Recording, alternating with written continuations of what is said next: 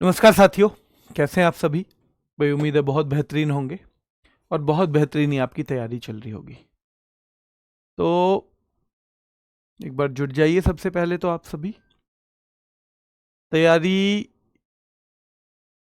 का एक नियम है कि थोड़ा रिवीजन आपको चीज़ों का करते रहना है, और ख़ास तौर पे जब आपका एग्ज़ाम नज़दीक आ जाए तो आपके समय का जो ज़्यादातर भाग है वो आपकी रिवीजन में ही जाना चाहिए। ठीक है, तो आपको बहुत अच्छे से तैयारी करनी है, बहुत अच्छी तरह से पढ़ना है, ताकि जो एग्ज़ाम है जब वहाँ पे आप जाएं तो आपको चीज़ों में कन्फ्यूजन पैदा ना हो। क्योंकि जब भी आपके पास रिवीजन की कमी होगी तो आपने जो पढ़ा है उसे भी गलत करके आएंगे। क्यों गलत करके आएंगे? क्योंकि कन्फ्यूजन रहता है, और कन्फ्यूजन में आप ये जानिए कि भाई 25% ही चांस तो है ठीक होने के, 4 ऑप्शन है तो, है ना। कन्फ्यूजन में फिर कहीं ना कहीं हम ऐसे ही तुक्का लगाते हैं उसका। तो ऐसे आपको करना है, इन चीज़ों पे आपको फोकस करना है। ठीक है, चलिए, अतिरिक्त बातें नहीं होंगी बेटा, पढ़ाई की बातें होंगी। हमारे पास बहुत सारा दिन है, बहुत सारे लोग ऐसे होते हैं जिनसे हम किसी भी तरह की बातें पूरे दिन कर सकते हैं। मेरी आप सबसे रिक्वेस्ट रहेगी कि हम जो कमेंट सेक्शन में बात करेंगे वो बहुत काम की होगी, या तो वो, या फिर हम पढ़ाई की बातें करेंगे। ठीक है, चलिए, क्लासिकल डांस के बारे में बात करेंगे। क्लासिकल डांस देखो, नृत्य नृत्य आपने देखा है बहुत सारी चीजों को एक्सप्रेस करने का साधन है, जिसमें ज्यादातर है अपनी खुशी दिखाने के लिए हम नृत्य करते हैं। पर कुछ नृत्य ऐसे हैं जो एक तरह से ईश्वर की साधना है।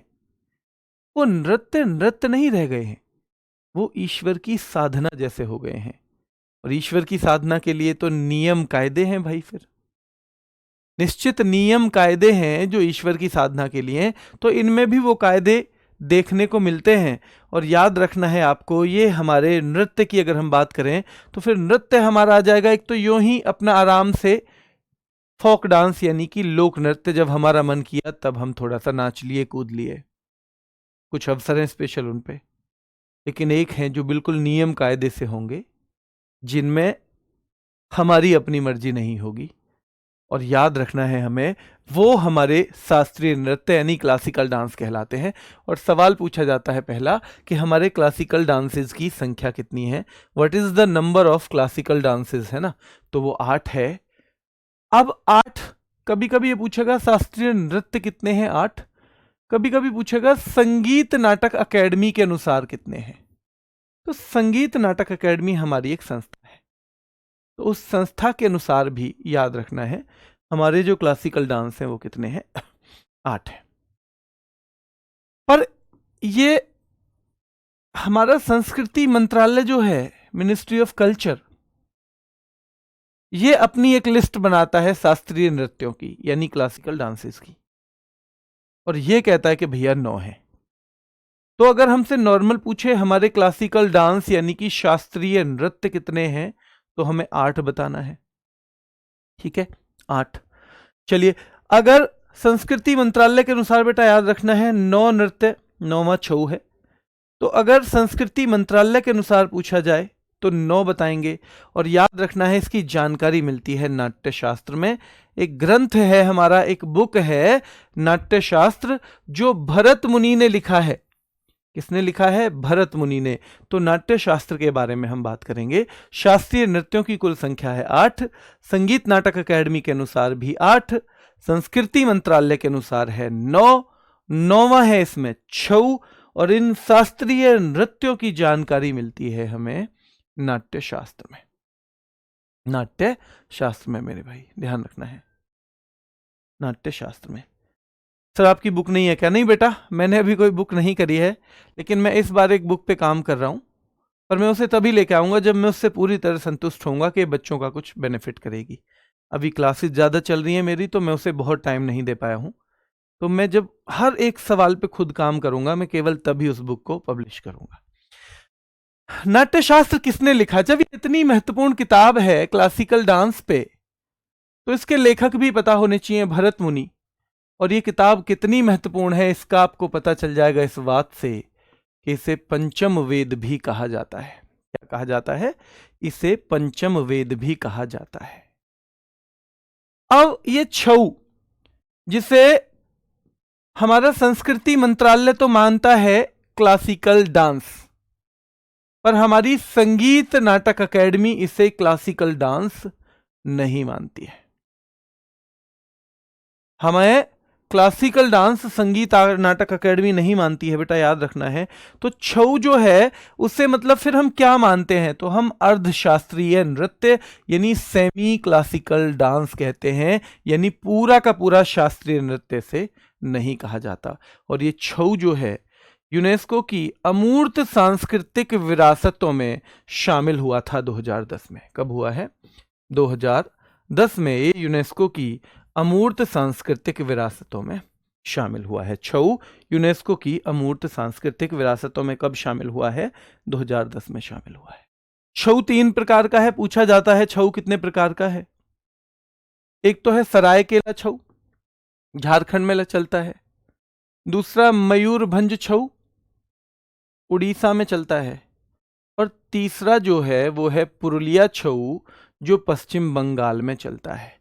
आप याद कैसे करोगे? सराय, भैया सराय में केला कहां लगेंगे? जहां झाड़ियां होंगी ना वहीं केले का पेड़ मिलेगा। मयूर क्या काम करता है बेटा? मयूर उड़ जाता है, मयूर उड़ जाता है। और भाई पुरुलिया, पूरा लिया। भाई अगर आपको बंगला खरीदना होगा तो आप क्या खरीदेंगे? पूरा लेंगे या थोड़ा बहुत ही लेंगे? पूरा लेंगे या थोड़ा बहुत लेंगे बेटा, याद रखना है, ठीक है। तो अभी थोड़ा लेंगे या ज्यादा लेंगे? तो सरायकेला छऊ झारखंड, मयूरभंज छऊ उड़ीसा, पुरुलिया छऊ पश्चिम बंगाल। चलिए बेटा मैं आपको बता दूं, रेलवे वाले बच्चे और जीडी वाले दोनों बच्चे इस बैच से इस वीक जुड़े रहेंगे, क्योंकि 10 तारीख तक एसएससी जीडी का सिलेबस खत्म करना है। तो अभी आपकी दोनों की कंबाइन क्लास है, ठीक है। ये 7-8 दिन आपकी क्लास लास्ट में क्या रहने वाली है? कंबाइन रहने वाली है। तो रेलवे का बैच ये आगे चलता रहेगा, लेकिन जीडी का बैच, उसके 2-3 टॉपिक 4 टॉपिक मुझे जो कराने हैं वो आप दोनों के कंबाइन होंगे, ठीक है। हाँ हाँ, 2 इसलिए चल रही है बेटा, कमल प्रजापति, मैं वही बता रहा हूं। तो ये दोनों में जा रही है फिलहाल क्लास, अभी इस पूरे वीक जाएगी ये दोनों में, ठीक है। और इसलिए कोई कोई हो सकता है सवाल में एसएससी जीडी वालों वाला लास्ट में लूं, तो वो आपके लिए रेलवे वालों पे अप्लाई नहीं होगा। कोई कोई सवाल लूंगा, ज्यादा लूंगा नहीं, ठीक है। इनका फिर हो जाएगा 10 तारीख तक। कुछ बच्चों का सवाल है कि 10 तारीख तक सिलेबस खत्म हो जाएगा, 10 तक हो जाएगा, लेकिन रेलवे वाला बैच हमारा लगातार चलता रहेगा, ठीक है, क्योंकि इन टॉपिक्स का लेवल दोनों का सेम है। चलिए बेटा, तो सरायकेला छऊ झारखंड, मयूरभंज छऊ उड़ीसा और पुरुलिया छऊ पश्चिम बंगाल। पुरुलिया छऊ क्या है मेरे शेरों? पश्चिम बंगाल में है। तो ये हैं 8 शास्त्रीय नृत्य, इनके बारे में आपसे पूछा जाएगा। और सबसे पहले इनसे पूछा जाता है कहां कहां के हैं। तो भरतनाट्यम है बेटा तमिलनाडु में। कहां है भरतनाट्यम? कहां का डांस है? तमिलनाडु का है। और ये सबसे पुराना है, ये सवाल पूछा जाता है सबसे पुराना। तो जो हमारे नृत्य हैं उनमें सबसे पुराना यही है।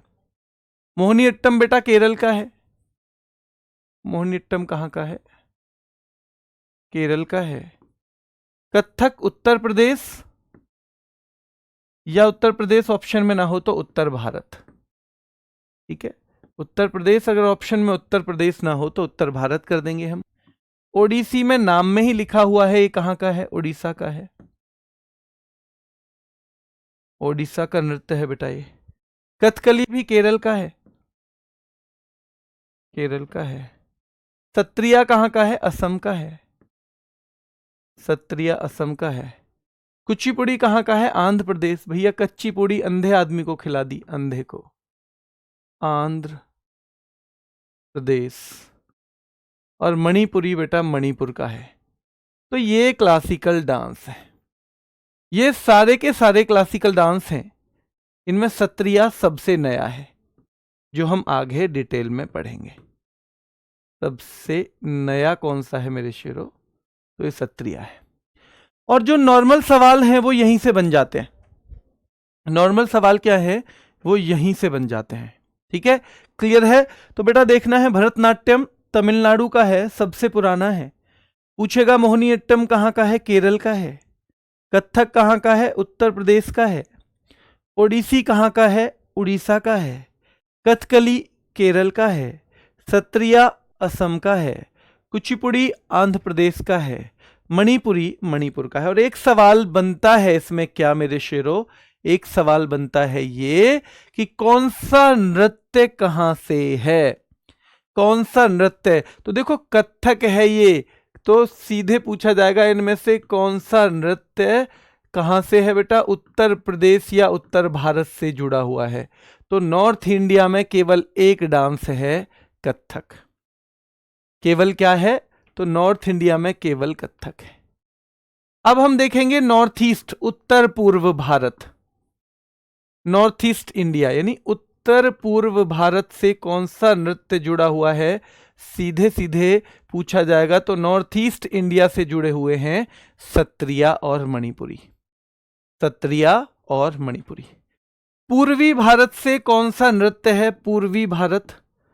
तो पूर्वी भारत से बेटा ये एक ही डांस है, उड़ीसी।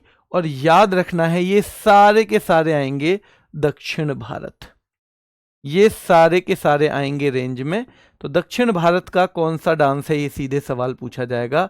तो आप पहला तो बता दोगे मोहिनीअट्टम, दूसरा बता दोगे कथकली, तीसरा बता दोगे भारतनाट्यम, चौथा बता दोगे कुचिपुड़ी। ये चार नृत्य जो हैं साउथ इंडिया के हैं। और सीधे सीधे सवाल आता है कि ये कहाँ का है, ये कहाँ का है, ये कहाँ का है और ये कहाँ का है। और आपको बस सीधे सीधे ही बता देना है कि जी ये यहाँ का है, ये यहाँ का है, ये यहाँ का है और ये यहाँ का है। आपको अगर ये पता रहेगा तो आप सारे के सारे सवाल बता पाओगे, सारे सवाल आप बता पाओगे। ठीक है बेटा, क्लियर है।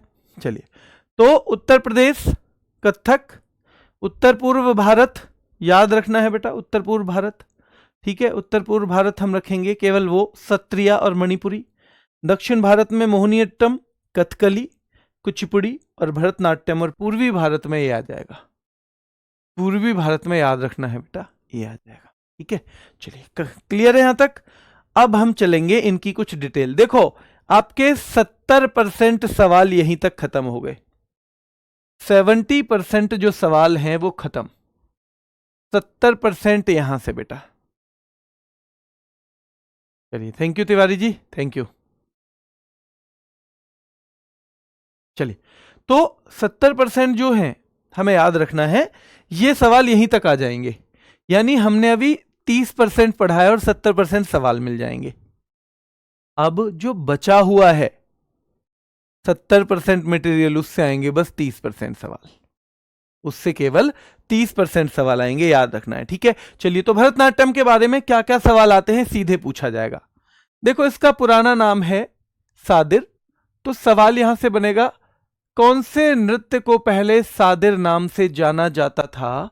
तो भरतनाट्यम को ही पहले सादिर के नाम से जाना जाता था, भरतनाट्यम को ही सादिर के नाम से जाना जाता था बेटा, याद रखना है।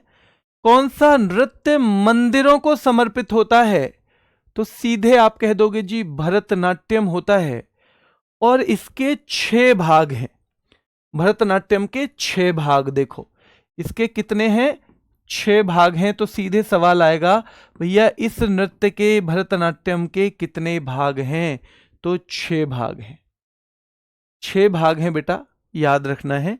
और नृत्य जो है, मान लो जैसे हमारे घर में ना शादी है, तो शादी में पहले क्या होगा भैया, आजकल पहले शादी होनी है किसी की तो पहले एंगेजमेंट होगी। ठीक है, रुपया रखा जाएगा, एंगेजमेंट होगी। फिर क्या होगा भैया, हल्दी होगी, मेहंदी होगा फंक्शन। ठीक है, हल्दी मेहंदी का फंक्शन होगा। फिर लगन सगाई हो जाएगी, फिर शादी होगी। शादी में भी सबसे पहले आएंगे तो भैया वो जो सालियां होती हैं वो ऐसे क्या करेंगी, वो पूजा करेंगी। ठीक है, सालियां पूजा करेंगी, है ना, गेट पे ही। फिर आएंगे तो फिर उसके बाद वरमाला पड़ जाएगी। ठीक है, वरमाला के बाद क्या हो जाएगा, तो वरमाला के बाद फेरे होंगे। आपने देखा है क्या कभी फेरे पहले हो गए हो और वरमाला बाद में हुई हो। फेरे पहले हो गए हों और वरमाला बाद में हुई हो देखा है कि नहीं सर? ऐसे कैसे हो जाएगा? आपने देखा है पहले शादी हो गई हो, एंगेजमेंट और मेहंदी बाद में हो रही है? सर आपको कुछ पता ही ना है, आपकी शादी तो 13-14 साल पहले हुई थी ना, आप तो पूरा सिस्टम ही भूल गए हो, आपको तो क्रम ही याद नहीं है। सर ऐसे थोड़ी होता है। अच्छा ऐसे नहीं होता? नहीं ऐसे नहीं होता सर, जो आप पहले बता रहे थे ना वो वाला क्रम है।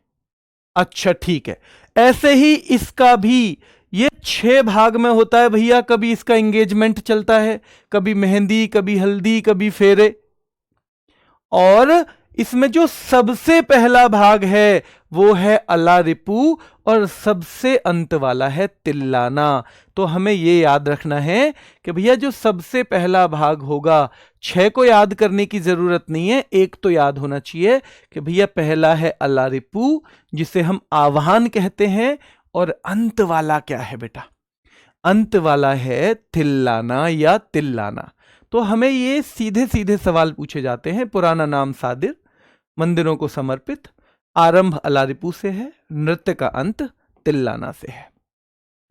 अन्य नाम जिनसे भरतनाट्यम जाना जाता है तो अग्नि नृत्य और दासी अट्टम। अग्नि नृत्य और दासी अट्टम ध्यान रखना है। अग्नि नृत्य और दासी अट्टम यानी सादिर नाम से भी जाना जाता है, अग्नि नृत्य से भी जाना जाता है, और दासी अट्टम के नाम से भी जाना जाता है। फिर एक सवाल होता है, देखो कोई नृत्य अगर भगवान विष्णु के लिए किया जा रहा है, अगर भगवान विष्णु के लिए, ध्यान रखना है, किया जा रहा है, तो कोई नृत्य, thank you Kumar ji, Ravi Kumar ji, thank you so much.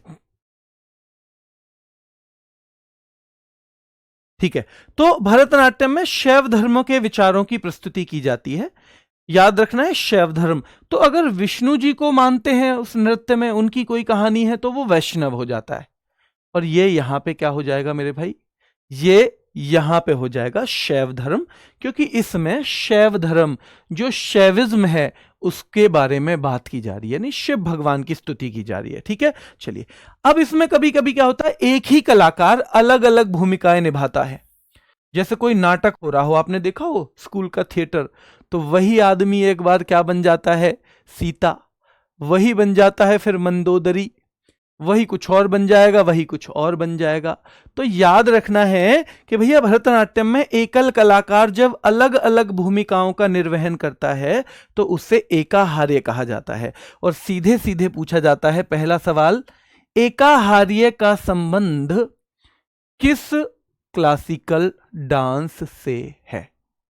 एकाहार्य का संबंध किस क्लासिकल डांस से है? तो भरतनाट्यम से। और वो स्थिति क्या कहलाती है जब एक ही कलाकार अलग अलग भूमिकाओं का निर्वहन करता है, यानी वो अलग अलग भूमिका निभाता है। अब हम भी तो देखते हैं, हमारी मां भी तो एकाहार्य है। हमारे लिए मां के सारे फर्ज निभाती है। ठीक है, हमारे लिए जो दादी माँ है हमारी, उनकी बहू के फर्ज निभाती है, पिताजी की पत्नी का जो है फर्ज निभाती है। ठीक है, दादी माँ और दादाजी की बेटी का भी निभाती है, बहू का भी फर्ज निभाती है। तो मतलब देखा जाए तो एकाहार्य हमारे घर में भी उपस्थित है माँ। ठीक है, तो याद रखना है आपको, भरतनाट्यम में एकल कलाकार जब अलग अलग भूमिकाओं का निर्वहन करता है, जब डिफरेंट रोल्स प्ले करता है, उसे हम क्या कहते हैं? एकाहार्य कहते हैं, जब कलाकार ऐसा करता है। ठीक है, चलिए, थैंक यू बच्चों, थैंक यू। आज आपका बहुत प्यार बरस रहा है कि सर मुझे आपकी क्लास बहुत समझ में आती है सर। चलिए, बहुत बहुत धन्यवाद। भरतनाट्यम में कविता पाठ करने वाले व्यक्ति को क्या कहते हैं? नट्टू वनार। देखो, भरतनाट्यम कोई कर रहा है और कविता पाठ करके उसे निर्देश देता रहता है एक आदमी, तक धिन्ना धन्ना, तक धिन्ना धिन्ना, ऐसे कर करके। तो जब तक धिन्ना धिन्ना जो कर रहा है ना भैया, वो यानी कि जो कविता का पाठ कर रहा है, और कविता का पाठ करने वाला जो है उसको क्या कहते हैं? नट्टू वनार। ध्यान रखना है, नट्टू वनार कहते हैं। अब नाट्य, ये सीधे सवाल आता है, नाट्य रूप का स्वरूप पाने वाला भारत का पहला क्लासिकल डांस भी कौन सा है? भरतनाट्यम। और ये सब सवाल आए हुए हैं, इस तरह पूछा हुआ है कि नाट्य रूप का, यानी एक ड्रामा के फॉर्म में जिसे हमने प्ले किया हो, ऐसा भारत का पहला क्लासिकल डांस भरतनाट्यम है बेटा। पर भरतनाट्यम में एक प्रथा ऐसी थी कि भरतनाट्यम में बहुत सारे लोग अपने बच्चे को होते ही सुपुर्द किया करते थे मंदिरों को। उस बच्चे को जिसे पता नहीं है उसे कहां भेजा जा रहा है, जिसकी जिंदगी हमने ये मान के कि हमारा इस पे अधिकार है, उसकी जिंदगी को हमने समर्पित कर दिया कि जाओ तुम पूरी जिंदगी भगवान की सेवा करना। भगवान की सेवा करना बेकार चीज नहीं है, पर ये अपनी मर्जी से होनी चाहिए। अगर हमने जबरदस्ती किसी से करवाई है, एक ऐसे बच्चे पे हमने वो थोप दी है जिसकी समझ भी विकसित नहीं है, तो फिर वो स्तुति नहीं है, वो एक तरह से फोर्स्ड लेबर मान सकते हो आप उसे, ठीक है। तो और हमें अधिकार भी नहीं है कि हम किसी दूसरे को, चाहे वो मेरी बेटी ही क्यों ना हो, चाहे वो मेरा बेटा ही क्यों ना हो, हमारा अधिकार नहीं है ना कि हम उसकी जिंदगी को ऐसे ही कहीं भी कि भाई तो वो मंदिर में ही रहेगी। तो इस तरह की, और इस पे भी सबसे बड़ी बात क्या हो गई कि धीरे धीरे धीरे धीरे इस प्रथा का लोग गलत फायदा उठाने लगे। वो देवदासियां उनको कहते थे लड़कियों को, और देवदासियां जो होती थी उनका शोषण किया जाने लगा मंदिरों में, इसलिए अंग्रेजों ने इस पे प्रतिबंध लगा दिया। ध्यान रखना है क्या है बेटा, अंग्रेजों ने इन पे प्रतिबंध लगा दिया। और सीधे पूछा जाता है कौन से नृत्य पर अंग्रेजों ने प्रतिबंध लगाया था, तो 1910 में अंग्रेजों ने प्रतिबंध लगाया था भरतनाट्यम पे। और यहां से सीधे सवाल एग्जाम में टपकता है, ठीक है। चलिए, कटका मुख हस्त मुद्रा एक मुद्रा है। क्या है? एक मुद्रा है बेटा, ये है ना। तो एक मुद्रा जो बनाई जाती है इसमें, वो भरतनाट्यम में बनाई जाती है। और ये सवाल सीधे आया हुआ है कि भैया चिदम्बरम मंदिर का जो गोपुरम है, गोपुरम बोलते हैं विशाल प्रवेश द्वार मंदिर का, साउथ के मंदिरों में प्रवेश पे ही बहुत बड़ी मीनार होती है। तो याद रखना है आपको कि भैया चिदम्बरम मंदिर के गोपुरम पर कौन से नृत्य के चित्र एनग्रेव किए गए हैं, एनग्रेव किए हैं बेटा, याद रखना है। तो भरतनाट्यम के किए हुए हैं, इसके भरतनाट्यम के किए हुए हैं। अच्छा, जीडी में मैं पहले ले ली थी एक क्लास, अच्छा चलो कोई बात नहीं बेटा, है ना, दोबारा ले लो, रिवीजन हो जाएगा लास्ट टाइम। तो ये हमारे जो सवाल बनते हैं भरतनाट्यम से सारे खत्म। मोहिनीअट्टम, अब तस्वीर देखो कितनी सुंदर है ना, क्योंकि सुंदरता हमें मोहित करती है। सुंदरता क्या करती है? हमको मोहित।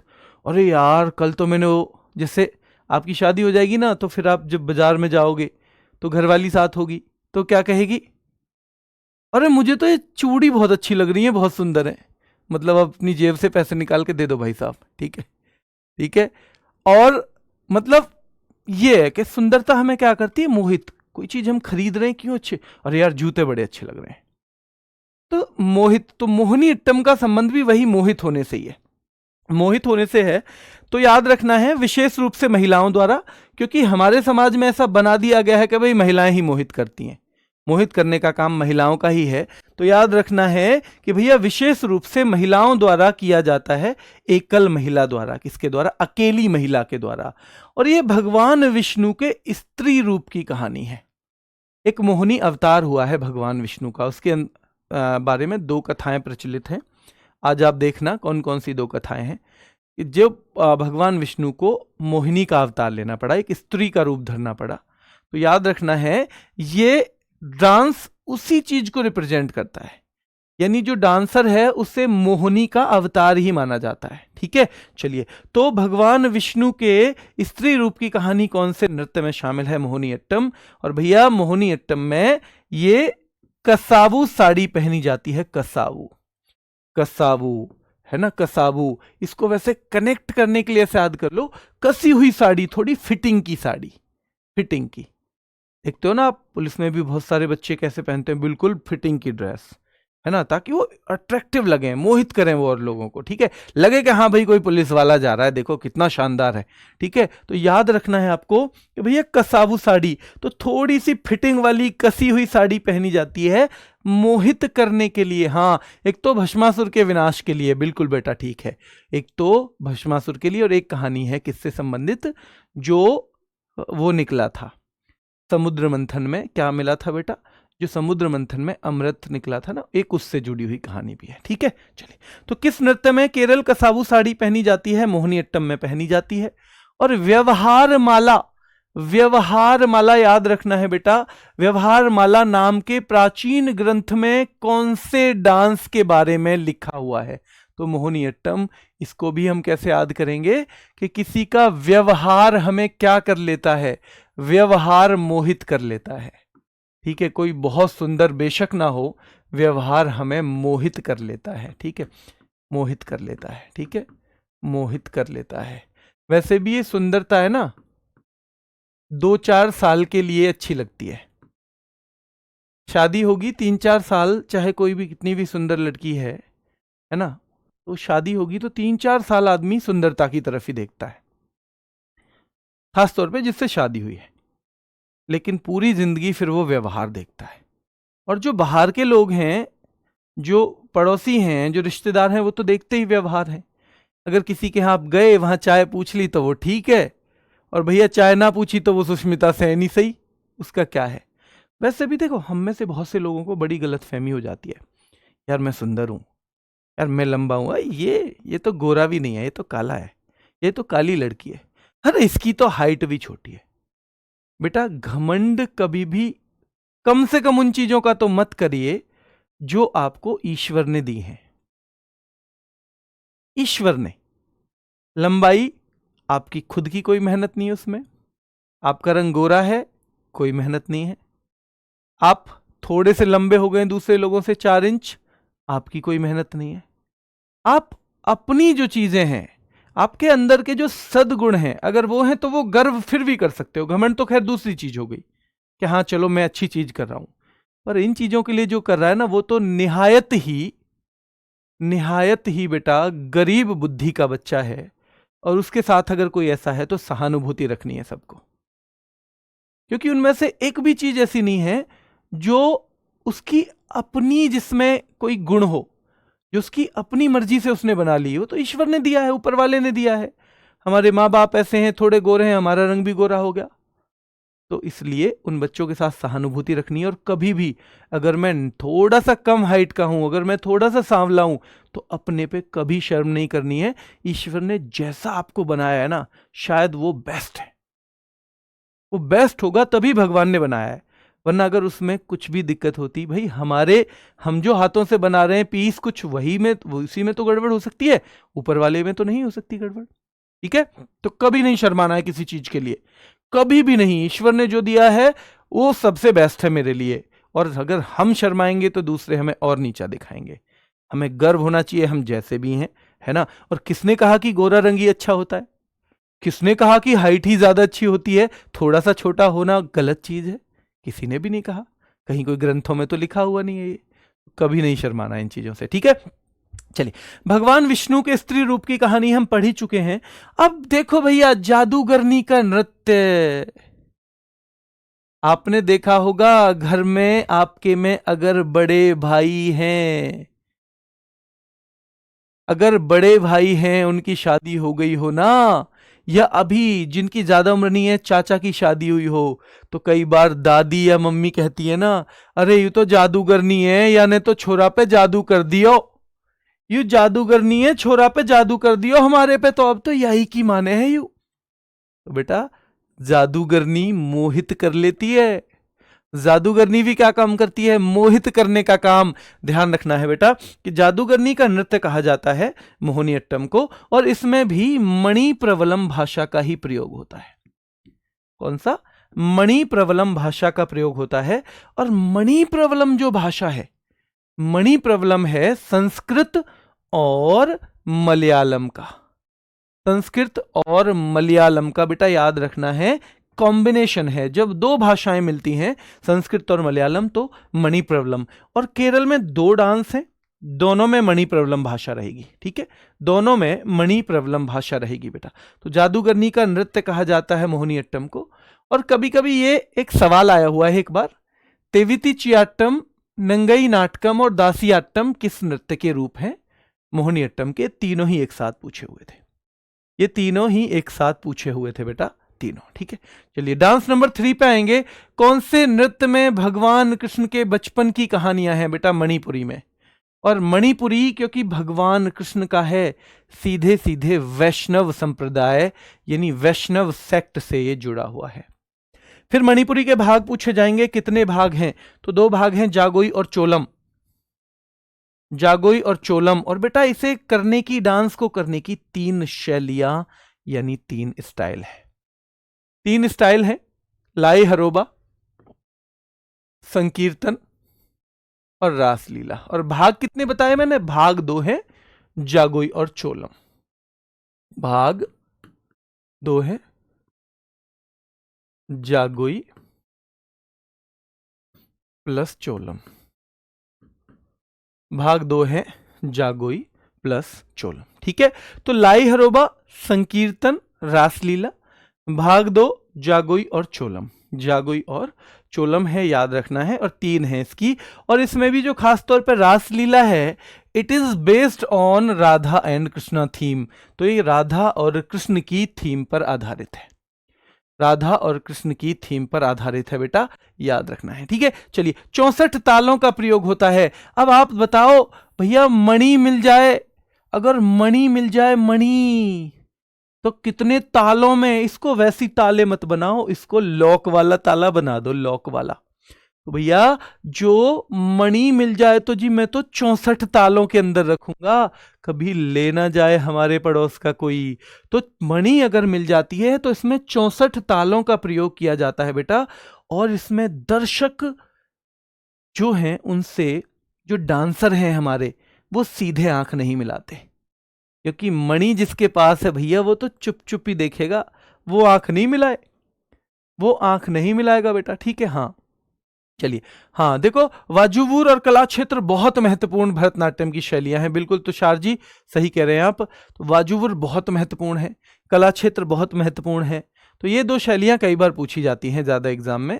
किसकी? भरतनाट्यम की, वाजुवुर और ठीक है कला क्षेत्र। तो इसमें सीधे नहीं मिलाते आंख। अब इसमें एक पोटलोई नाम की ड्रेस पहनी जाती है जो बेलनाकार है। इसको पोटलोई को योटीओई भी कहते हैं। क्या कहते हैं? योटीओई। तो इसको योटीओई भी कहा जाता है बेटा। क्या कहा जाता है? योटीओई। और कलाकार बेलनाकार स्कर्ट पहनते हैं जिससे पोटलोई कहा जाता है। और याद रखना है, योटीओई भी इसी का नाम है। नट गायन का प्रयोग मणिपुरी में। नागबंध मुद्रा मणिपुरी से, क्योंकि भैया नाग के ही तो बंधी होती है मणि, नाग के ही तो मणि बंधी होती है, नहीं बंधी होती है बेटा, ध्यान रखना है। नाग के ही, ध्यान रखना है बेटा, मणि बंधी होती है। बिल्कुल सही कह रहे हैं ना। और इसमें याद रखना है अपना, नृत्य है, वाद्यंत्र है, गाना एक ही व्यक्ति जब करता है तो उसे पुंग चोलम कहा जाता है। और पुंग चोलम, पुंग का मतलब है ड्रम, तो इसमें ड्रम का बहुत यूज है बेटा। कौन से नृत्य में खासतौर पर ड्रम का यूज होता है जिसे पुंग कहते हैं? तो वो मणिपुरी है। तो ये मणिपुरी है जिसमें ड्रम का बहुत यूज होता है, जिसे पुंग कहा जाता है। फिर से देखो कितनी शैलियां हैं इसकी, तो 3 शैलियां हैं, लाई हरोबा, संकीर्तन, रासलीला। इसकी कौन सी शैली राधा और कृष्ण की थीम पर है? तो रासलीला है।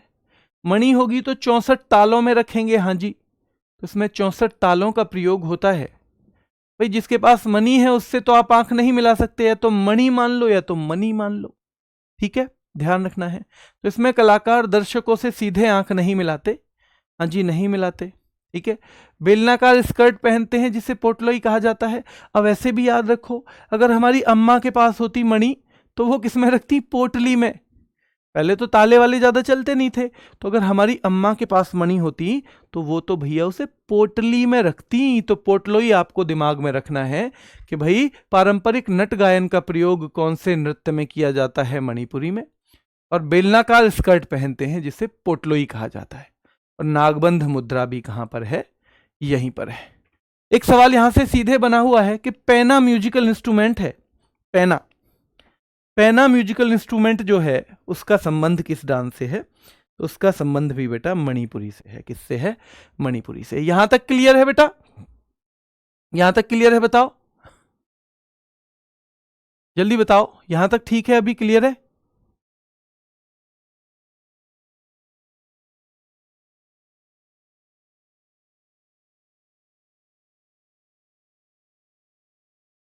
बेटा जितना आपको बताया जा रहा है पहले आप वो करेंगे, ठीक है। जितना आपको पढ़ाया जाए सबसे पहले आपकी जिम्मेदारी है उसको करना, ठीक है। वो एक भरोसा आपको लेके चलना पड़ेगा कि भाई सबसे पहले जो सबसे महत्वपूर्ण चीजें हैं हम उसे करेंगे, और उसके लिए आपको एक भरोसा दिखाना पड़ेगा, ठीक है।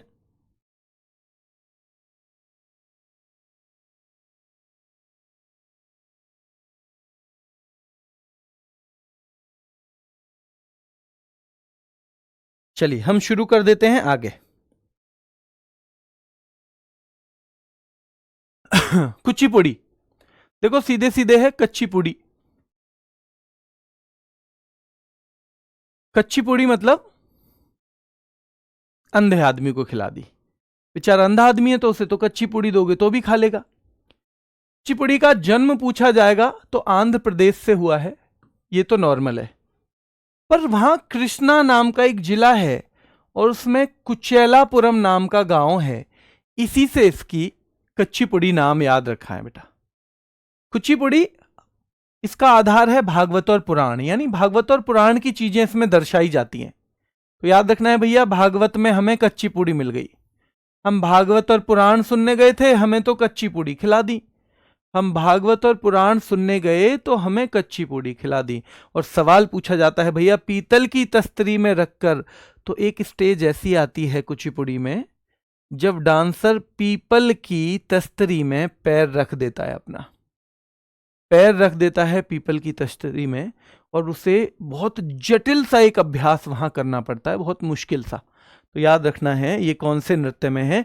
तो आपको पता है भैया तश्तरी है, और तश्तरी में आप नृत्य में से तो केवल पूड़ी को ही रख सकते हो, चाहे वो कच्ची हो चाहे पक्की हो, किसी और को रखना तो पॉसिबल नहीं है, ठीक है, पॉसिबल नहीं है। चलिए कुचिपुड़ी में कौन सा संगीत प्रयोग में लाया जाता है, तो कर्नाटक संगीत लाया जाता है कुचिपुड़ी में। और कुचिपुड़ी का आदि गुरु किसे माना जाता है, सीधे सवाल आता है, तो बेटा सिद्धेंद्र योगी। ये कुचिपुड़ी ही नहीं, दक्षिण के सारे नृत्यों में ही ये यूज होगा कर्नाटक संगीत, ठीक है। तो दक्षिण, ठीक है, दक्षिण के नृत्य जो हैं, दक्षिण भारत के जो नृत्य हैं उनमें कर्नाटक म्यूजिक ही यूज होगा, चाहे वो भरतनाट्यम पूछ ले, चाहे बेटा वो कथकली पूछ ले, चाहे मोहिनीअट्टम पूछ ले, सवाल ही आएगा कि दक्षिण भारत के डांस हैं तो उसमें कर्नाटक म्यूजिक का ही यूज, कर्नाटक म्यूजिक का यूज होगा। कुचिपुड़ी का आदि गुरु किसे माना जाता है, तो सिद्धेंद्र योगी को कुचिपुड़ी का आदि गुरु माना जाता है। किसको माना जाता है, सिद्धेंद्र योगी को माना जाता है। और भामकल्पम नामक नाटक की रचना, भाई ध्यान रखना है, सिद्धेंद्र योगी ने ही की है।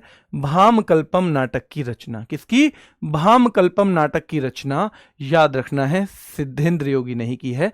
और सीधे सवाल ये भी आता है भामकल्पम का संबंध, तो भैया भीम की तो कल्पना ही कर सकता है अंधा आदमी, भीम की तो कल्पना ही कर सकता है अंधा आदमी, सीधे सीधे सवाल करना है, ठीक है। तो कुचिपुड़ी का आदि गुरु किसे माना जाता है, सिद्धेंद्र योगी को। और सिद्धेंद्र योगी को भामकल्पम नाटक की रचना जो की है उन्होंने, वो कुचिपुड़ी पर आधारित है। और इसमें नर्तकों को भगवतालु कहते हैं, भगवतालु। तो याद रखना है भगवतालु।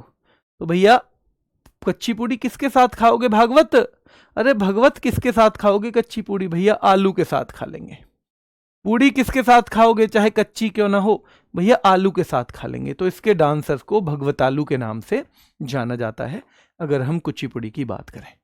सवाल आता है मंडूक शब्दम शब्द का प्रयोग किसमें होता है, तो बेटा याद रखना है, तो ये मेंढक की कहानी है एक उसमें, तो ये कुचिपुड़ी में है।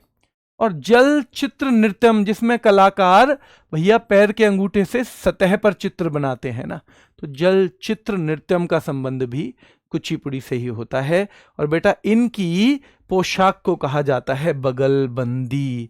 तो भैया बगल बंदी कच्चीपुड़ी, बगल बंदी कच्चीपुड़ी, ध्यान रखना है, ठीक है। बगल बंदी कच्चीपुड़ी से है, जल चित्र नृत्यम कच्चीपुड़ी से है, मंडूक शब्दम कच्चीपुड़ी से है।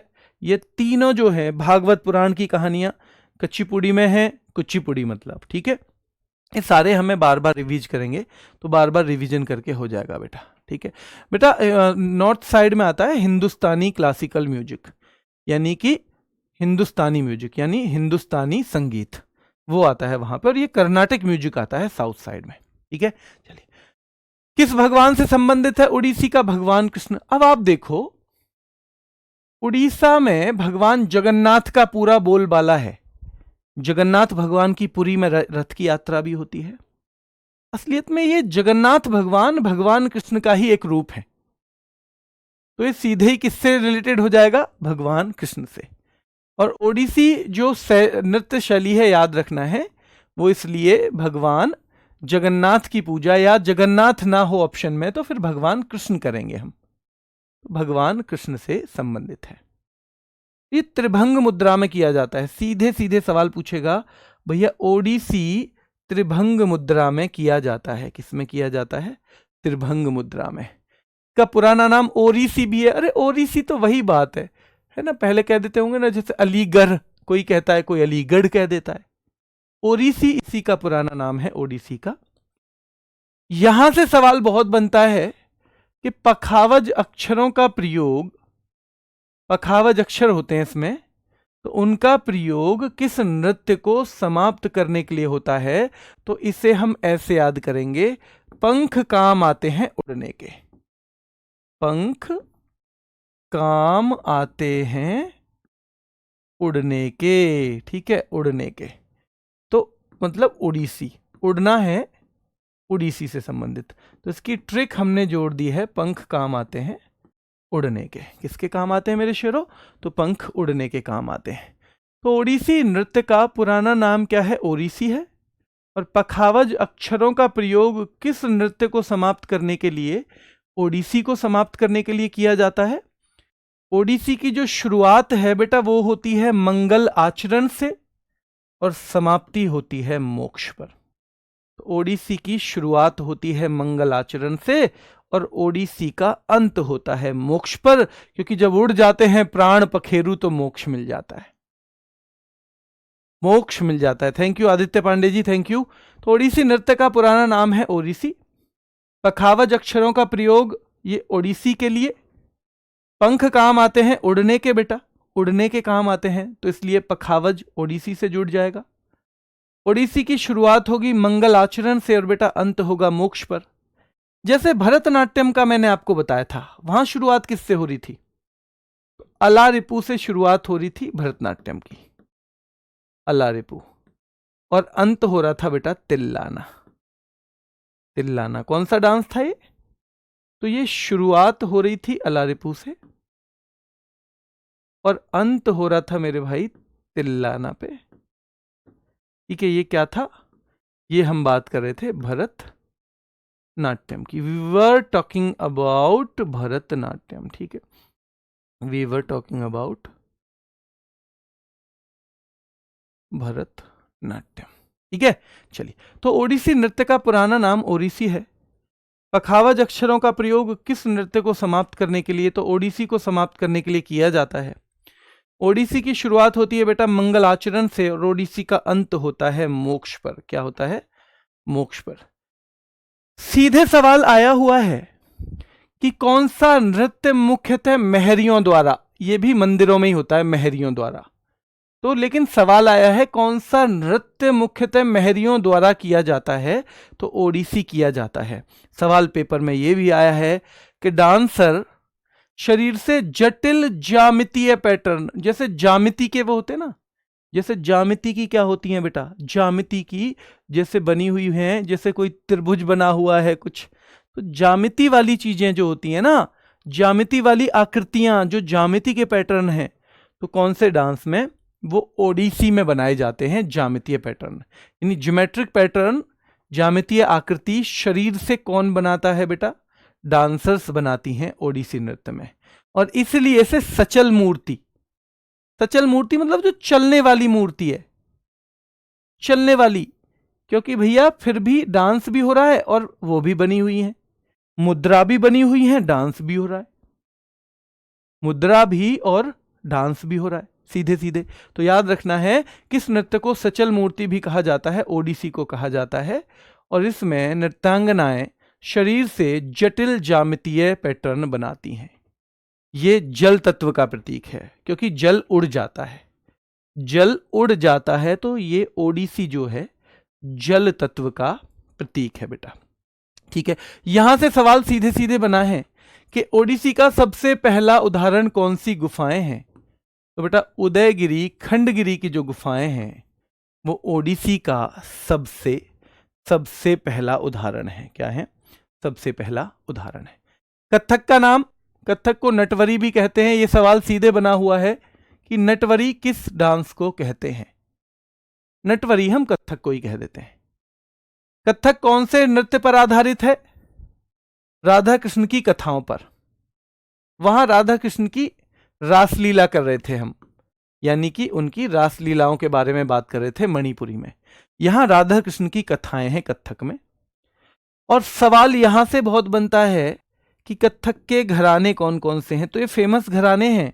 लखनऊ घराना कथक का है, जयपुर घराना कथक का है, बनारस घराना कथक का है, और रायगढ़ घराना भी कथक का है। तो ये 4 घराने बेटा कथक के माने जाते हैं। ये 4 घराने कथक के, ध्यान रखना है। सर अब आप अपनी जॉब नहीं करते। स्वाति मैं करता हूं बेटा, मैंने कुछ दिन की छुट्टी ली हुई है। कुछ दिन की क्या, 4.5 महीनों की छुट्टी ली थी, है ना। मैंने 4.5 महीने की छुट्टी ली हुई थी, तो वो शायद 1 महीने की और भी अभी बढ़वाने का है। तो क्योंकि कई सारे बैच हो रहे थे, नवीन सर थोड़ा सा वो कुछ और लक्ष्य बना के चले हैं, तो यहाँ पे फिर थोड़ी दिक्कत आ रही थी। क्योंकि क्लास स्टैटिक जी के हम 2 ही लोग पढ़ा रहे थे। पहले तो मैं करंट पढ़ाता था, पर 1 साल से अब मैंने स्टैटिक फिर से पढ़ाना शुरू किया। बीच में पहले पढ़ाया था कभी, तो फिर सर नहीं थे, तो यहाँ पे कुछ ना कुछ प्रेजेंस चाहिए थी, इसलिए थोड़ी सी छुट्टी लेनी पड़ी कि भाई बच्चों का नुकसान तो नहीं होना चाहिए। क्योंकि हम कोई लक्ष्य लेके चल रहे हैं, ये तो हमारा अपना उद्देश्य है ना। तो अब उसमें अगर हम बच्चों का कोई नुकसान जितना मिनिमम हो, अब देखो जो आप लोगों का प्यार नवीन सर को मिलता है वो तो मिलता ही है, जो उन्होंने आपके लिए मेहनत की है वो तो की ही है, पर जितना हम लोग अपनी तरफ से क्षतिपूर्ति कर सकते हैं, तो हमने सोचा पढ़ाई में तो कर देते हैं कम से कम। चलिए, हो रही है कुछ क्षतिपूर्ति? नहीं हो पा रही, थोड़ी बहुत हो रही है, नहीं जल्दी बताओ। तो कथक के घराने लखनऊ घराना, जयपुर घराना, बनारस घराना और रायगढ़ घराना। चलिए, तो कथक का एक अन्य नाम तो नटवरी नाम से जाना जाता है। नटवरी नाम से कौन से नृत्य को जाना जाता है?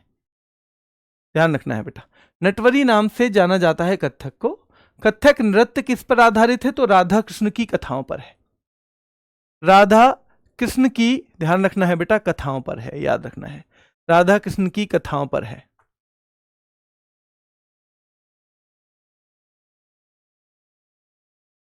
चलिए ठीक है, थैंक यू भाई, थैंक यू।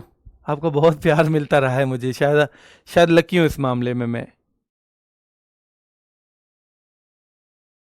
शायद लकी हूं, इसलिए आप लोगों का बहुत प्यार मिलता है। बहुत बहुत धन्यवाद आपका। चलिए, हाँ बाकी मैं अभी कोशिश कर रहा हूँ, मैं अभी लर्निंग फेज में हूँ। मैं ये मान के चल रहा हूँ कि मैं अभी 50% कैपेसिटी पे काम कर रहा हूँ। तो जो कमियां मुझ में थोड़ी सी हैं उनको हम धीरे धीरे करके कर लेंगे सही, ठीक है। चलिए, याद रखना है कथक का एक नाम है अन्य नटवरी। तो नटवरी नाम से किसे जाना जाता है? सवाल पूछा जाएगा। कथक राधा कृष्ण की कथाओं पर यह आधारित है, और 4 मुख्य घराने हैं। और इसमें पूछा जाता है बेटा, इसमें सीधे सीधे से पूछा जाता है कि लखनऊ घराना किसका है? कथक का। जयपुर भी, बनारस भी और रायगढ़ भी। बहुत याद रखना है बेटा, ये चारों के चारों घराने पूछे जाते हैं। और सीधे सवाल आता है एक, कथक की शास्त्रीय शैली को 20वीं शताब्दी में किसने पुनर्जीवित किया? तो लेडी लीला सोखे ने, लेडी लीला सोखे ने। और जो वर्तमान स्वरूप है वो मुगल परंपरा पे है। क्योंकि जो मुगल लोग हैं ना, जो मुगल लोग हैं, आपको पता है, जो मुगल लोग हैं उन्होंने इस नृत्य को संरक्षण दिया है। इस नृत्य को संरक्षण देने का काम किसने किया है बेटा? मुगल लोगों ने किया है। क्योंकि ये नॉर्थ इंडिया में है, और मुगल का एम्पायर भी कहां है? मेनली नॉर्थ इंडिया में। तो इसलिए मुगल जो है उन्होंने कौन से शास्त्रीय नृत्य को संरक्षित किया? अगर ये सवाल पूछा जाता है तो आप क्या बताएंगे? आप यही बताएंगे कि बेटा इसको किया है जिसका नाम है कथक। सत्रिया से सवाल बनते हैं बहुत, इसकी खोज लगभग 500 साल पहले हुई। असम का है, हम पहले भी पढ़ चुके हैं। संस्थापक से सवाल बनता है सीधे सीधे, तो एक वैष्णव 15वीं सदी के, पहले तो ये देखो 15वीं सदी में चलाए वैष्णव संत हैं, यानी विष्णु को मानने वाले, और नाम है श्रीमंत शंकर देव। वैष्णव संत हैं और नाम है बेटा श्रीमंत शंकर देव। ठीक है, तो याद रखना है 15वीं सदी के महान वैष्णव संत श्रीमंत शंकर देव। तो याद रखना है ये हमें 525 साल पहले ये डांस चला है। ज्यादातर 525 550 साल पहले इस डांस को किस में लाया गया था बेटा? उसमें लाया गया था पूरी तरह से प्रचलन में। पर इसे मान्यता जो मिली है क्लासिकल डांस की वो 2000 में। पर इसका मतलब ये नहीं है कि सन 2000 में ही ये शुरू हुआ। ये प्रसिद्ध तो हो गया था 15वीं सदी में ही। श्रीमंत शंकर देव ने, जो वैष्णव संत थे, मठों में रहते थे, और एक मठ था सतारा नाम का। तो जो सतारा नाम का मठ है, क्योंकि सतारा नाम के मठ में ही इसको फला फूला ये डांस, इसलिए इसका नाम ही सत्रिया रख दिया गया। क्या बेटा? सत्रिया रख दिया गया। ठीक है, ध्यान रखना है, सत्रिया रख दिया गया है। असम के वैष्णव मठों में कौन सा नृत्य विकसित हुआ? सत्रिया हुआ है, सीधे पूछा जाएगा। अंकिया नाट सत्रिया का ही एक हिस्सा है। किससे जुड़ा है? सत्रिया से। और यहां से सवाल बना है कि अंकिया नाट में कितने अंक हैं? तो ये 1 अंक का है, केवल 1 एक्ट, यानी शुरू में और लास्ट में खत्म ही हो जाएगा सीधा। शुरू होने के बाद लास्ट, इसके भाग नहीं है कोई भी, एक ही एक्ट है, सिंगल एक्ट है ये। तो अंकिया नाट बेटा एकांकी नाटक है। और यहां से सवाल पूछा गया है अंकिया में कितने हैं? अंकिया में कितने? भोना या भावना किसका भाग है? अंकिया नाट का। भोना या भावना किसका है बेटा? अंकिया नाट का। माटी अखोरा, ये सीधे सीधे सवाल पूछा जाता है, इसका संबंध भी किससे है? तो सत्रिया से। असलियत में किसी भी डांस को करने के लिए आप मजबूत होने चाहिए। आपको कोई एग्जाम निकालना है तो एग्जाम के लिए मजबूती क्या है? एग्जाम के लिए आप मानसिक तौर पे मजबूत होने चाहिए। एग्जाम के तौर पे आप शिक्षा के तौर पे मजबूत होने चाहिए, यानी आपने अच्छी सी पढ़ाई की हो, तभी तो आप करेंगे। उसके लिए आप क्या क्या करते हो? क्लास लेते हो, प्रैक्टिस सेट करते हो, रैपिड फायर करते हो, और क्या करते हो? मॉक टेस्ट लगाते हो, मिनी मॉक टेस्ट लगाते हो। क्यों? क्योंकि आपको मजबूत बनना है ताकि आप उस परीक्षा के लायक बन सकें, उस परीक्षा को पास करने के लायक। वैसे ही सत्रिया डांस को करने के लिए भी क्योंकि मेहनत चाहिए, मजबूत शरीर चाहिए, तो इसके लिए सत्रिया मिट्टी पर व्यायाम, मिट्टी पर व्यायाम यानी माटी अखोरा जो है उस तरह की एक्सरसाइज की जाती है ताकि सत्रिया को बहुत अच्छे से कराया जा सके, सत्रिया को अच्छे से कराया जा सके बेटा। ठीक है, चलिए, जब सत्रिया को पुरुष करता है तो उसे बोलते हैं भांगी। भैया भांग तो पुरुष ही तो पीता है जब पीना होगा, और जब स्त्री करती है तो उसे बोलते हैं सीमांगी। सीमांगी तो पुरुष करता है तो भांगी और स्त्री करती है तो सीमांगी। ठीक है, चलिए, और बोरगीत संगीत का यूज कहां होता है? सीधे सवाल आता है, तो सत्रिया में बेटा बोरगीत संगीत का यूज होता है। बोरगीत संगीत का यूज होता है। लास्ट है कथकली। यह भी महाभारत और रामायण पे है, यानी हमारे ग्रंथों पर। महाभारत रामायण ग्रंथ, और भी हो सकता है कोई, लेकिन होगा हमारा बड़े बड़े ग्रंथों पर यह आधारित है, पुरुषों द्वारा। देखो 2 हैं केरल के डांस, एक तो मोहिनीअट्टम है, उस पे तो कब्जा महिलाओं ने कर लिया। उस पे कब्जा किसने कर लिया? महिलाओं ने। और कथकली पे कर लिया है बेटा पुरुषों ने। इसमें 2 कैरेक्टर बहुत फेमस है। एक तो नायक, यानी इसमें हीरो होता है एक। डांस करते वक्त जो हीरो है उसे हम पाचा कहते हैं, और जो खलनायक है उसे कहते हैं कथी। अब इसमें अगर आपको याद ना हो तो अरे यार तू तो कथी खलनायक हो रहा है, यार तू तो कथी खलनायक ही हो रहा है, यार ऐसे मत कर मेरे भाई, तू तो कथी खलनायक हो रहा है। तो याद रखना है विशेष रूप से पुरुषों द्वारा कथकली। नायक को पाचा कहते हैं, खलनायक को कथी कहते हैं। चेहरे के हाव भाव का प्रदर्शन बहुत महत्वपूर्ण है। चेहरे के एक्सप्रेशन बहुत होते हैं कथकली में। जो चेहरा है उसके एक्सप्रेशंस का यूज बहुत होता है, हाव भाव का यूज, तो ये कथकली आ जाएगा सीधे सीधे। अब यहां से सवाल बना हुआ है पहले, कथकली का नाट्य स्थान जो है उसे क्या कहते हैं, या कथकली के थिएटर को? कुट्टम पालम। और ये बेटा जो सवाल आ चुका है उसे दोहराने में शर्म नहीं आती इन लोगों को बिल्कुल भी, ये दोहरा देते हैं कभी भी। फिर सीधे कौन से नृत्य की शुरुआत केली कोट्टू ढोल बजाने से होती है? ये सवाल आता है। तो भैया कथकली की शुरुआत केली कोट्टू नामक ढोल बजाने से होती है। कथकली में 24 मुद्राएं हैं, जबकि मणिपुरी में 64 ताल थी। कितनी? 64 ताल। बेटा इडक्का, चिंदा और मडालम ये 3 मुख्य म्यूजिकल इंस्ट्रूमेंट हैं, और इसमें से इडक्का से सवाल ज्यादा बनता है कि भैया इनमें से किसका संबंध कथकली से है? तो इडक्का का है। और ये आकाश तत्व को क्या करता है? रिप्रेजेंट करता है। जैसे ओडिसी में जल तत्व था, क्योंकि जल उड़ जाता है।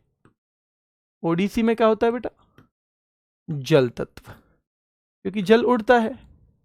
और याद रखना है कथकली आकाश तत्व, क्योंकि कथाएं जब सुनाई जाती हैं ना तो आकाश में रहने वालों की सुनाई जाती हैं। आकाश में रहने वालों की सुनाई जाती हैं। और कथकली गीतों के लिए भी मणि प्रवलम भाषा, वही वाली जो मोहिनीअट्टम में थी, वही 2 भाषाओं का जोड़, कॉम्बिनेशन, संस्कृत और मलयालम। और याद रखना है, सीधे सीधे पूछा हुआ है, कलासम और नल चरितम कौन से नृत्य के प्रकार हैं?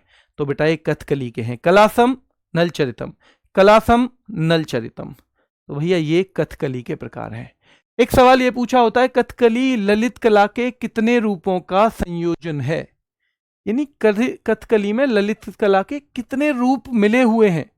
तो 5 रूप मिले हुए हैं। बस सीधे इतना ही सवाल पूछा है, सीधे इतना ही सवाल ध्यान रखना है, पूछा है बेटा, याद रखना है। तो कथकली ललित कला के 5 रूपों का संयोजन है, ठीक है। और इसमें हरा रंग जो है वो कुलीनता, देवत्व और सद्गुण को, हरा रंग इनको रिप्रेजेंट करता है। नाक की बगल में लाल धब्बा हो, राजसी गौरव। काला रंग है बुराई और दुष्टता, ये तो आप याद कर ही लोगे। पीला रंग संत और महिला, तो पीला रंग ऐसे जोड़ देना आप, संत और महिला। तो याद रखना है भाई, पीला रंग जैसे हमारे प्रेमानंद जी महाराज हैं, उनसे कनेक्ट कर देना, पीला रंग संत। भैया पूरी तरह से अगर लाल रंग से पुता हुआ चेहरा है तो बुराई को रिप्रेजेंट करता है। किसको करता है? ये इंडिकेट करता है इविल को, यानी कि बुराई को। इविल यानी कि बुराई को रिप्रेजेंट करता है, याद रखना है, ठीक है। चलिए, तो ये हमें इतना रखना है। और यहां पे कुछ मैंने बता दिए हैं जो आप फैक्ट, बस कुछ नहीं है, सीधे सीधे 1 लाइनर है, इन्हें पढ़ लेना एक बार, है ना। इन्हें एक बार आपको पढ़ना है 5 को, ताकि ये इसलिए छोड़ दिया है मैंने, ताकि आप घर पे भी इनके बहाने से रिवीजन के लिए पीडीएफ खोलोगे, जरूर पीडीएफ जरूर खोलोगे। देखो बेटा,